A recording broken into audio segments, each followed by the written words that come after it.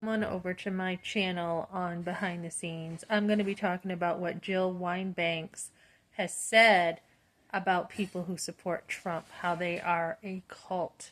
This is very offensive to people who like Trump, and I'm going to be talking about why it's so offensive. And Jill Winebanks, I heard this on the Miss Studios podcast. Jill Winebanks was an attorney for the whole Watergate thing, okay?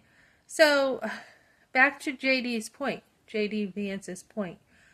We have a lot of women who are fish out of water, and it's just the facts that there are a lot of women who have pushed motherhood aside and said, I'm not being a mother.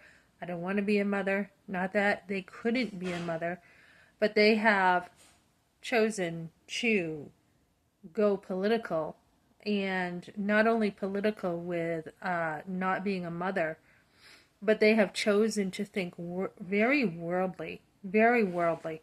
And I think this isn't always so much about whether you have kids, but it's the mindset that people have. A lot of women who have reached the top of their game, their mindset is one that is extremely worldly, extremely worldly. And years ago, we had a lot of women who were, very traditional. They stayed home with their kids. If they worked, which was okay. I mean, my mother worked, my mother-in-law.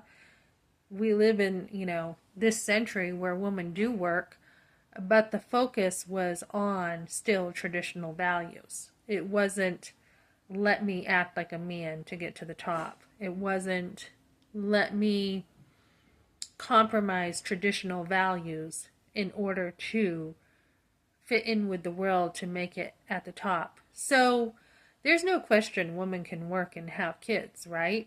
There's no question about that. But the point is, you've got some women up at the top, like Jill Winebanks, okay? And you have to wonder what kind of education women like this have, because her education is wrong. And I will be talking about how she thinks, and these are her own words, okay? She thinks that those who support Trump are in a cult. She calls it the cult of Trump. And when she defines cult, she talks about those who do not live in reality.